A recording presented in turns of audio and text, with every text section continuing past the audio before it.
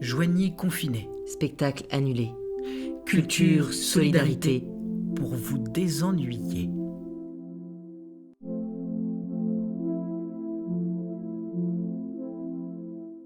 Richard de Marcy, Auteur contemporain de la deuxième moitié du XXe siècle. français, originaire de Beauroger en Roumois. Normand d'origine comme moi. Mon cher Richard. Je me permets car j'ai personnellement travaillé presque 20 ans à ses côtés et fait plus de 10 créations avec ce grand homme de théâtre, poète. Il aime un théâtre situé entre le courant Oulipo, le non-sens, Shakespeare et tant d'autres choses. Auteur, mais aussi metteur en scène. Toujours avec l'œil malin du sociologue qu'il était aussi. On est jovinien à Joigny, On est de Martien à la lecture de Marcy. alors les parents joviniens. Paraît-il que vous faites de très bons profs à la maison. Allez, aujourd'hui on vous donne le prochain cours à faire à vos enfants. Écoutez plutôt. Extrait de L'enfant d'éléphant de Richard de Marcy. Bon, au travail, en avant. Marche! Commençons par le commencement, car dans le domaine de la science, il est préférable de commencer par le commencement. Bien sûr, dans certains cas, il est préférable de commencer par la fin.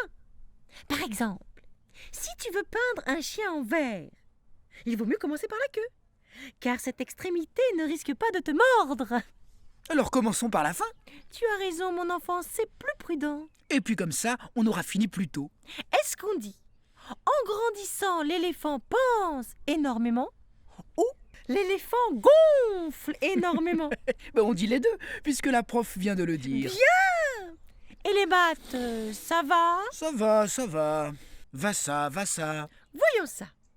Supposons 2 points, A et B, situés à égale distance l'un de l'autre.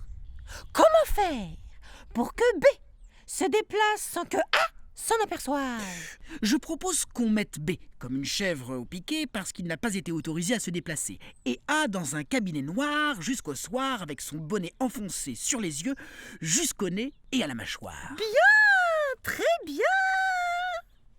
Maintenant, parle-moi du babouin. Le babouin, c'est boum plus bas plus ouin plus balabouin plus boin. Merci, c'est encore très très bien, de mieux en mieux. Et que veut dire à la queue le loup? Oh, facile. À la queue le vient de à la queue le loup. Car c'était les petits loulous, leur père et leur mère, qui allaient le dimanche les uns derrière les autres en hiver sur les grandes étendues blanches. Très bien, même mieux que bien. Bon, maintenant repos, pose-moi des questions du trac au trac. Pourquoi le zèbre a-t-il des rayures noires et des rayures blanches? Classique, on ne peut plus classique. Pour pouvoir compter les jours et les nuits.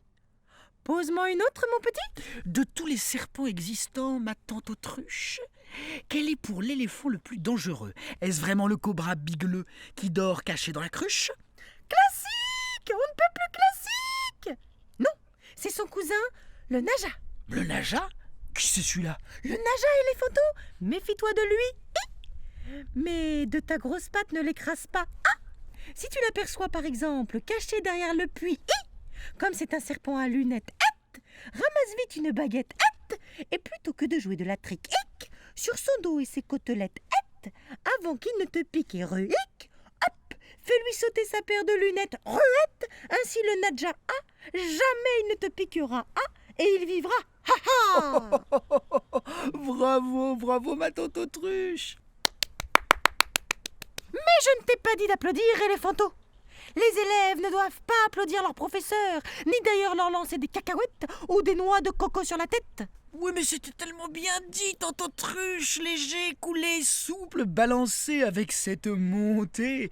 Franchement, ma tante Autruche, je suis tellement heureux de t'avoir comme professeuse de récitation.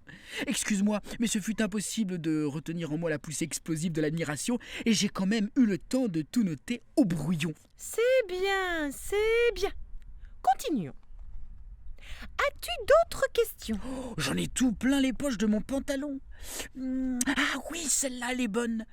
Pourquoi les tantes autruches ont-elles tant de plumes qu'on croirait qu'elles ont un bouquet de fleurs fanées planté dans le postérieur de l'occipuche? Dans le quoi? Dans l'occipuche, tante autruche. À ton avis, pourquoi, petit Nico? Pour aller danser le soir au bord de l'eau. Exactement, éléphanto!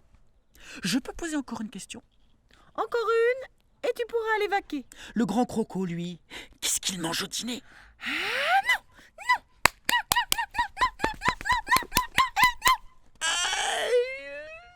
Ainsi se déroule ma vie depuis ce jour de ma venue au monde où j'ai crié « Je suis nu, j'ai froid, j'ai faim ».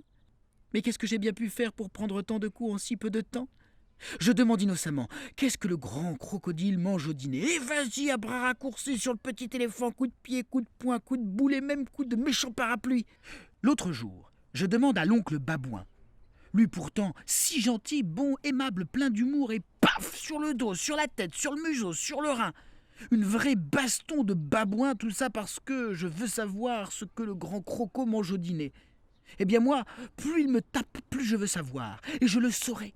Je le saurai ce qu'il mange au dîner, ce grand croco. Et je vais demander illico à l'oiseau.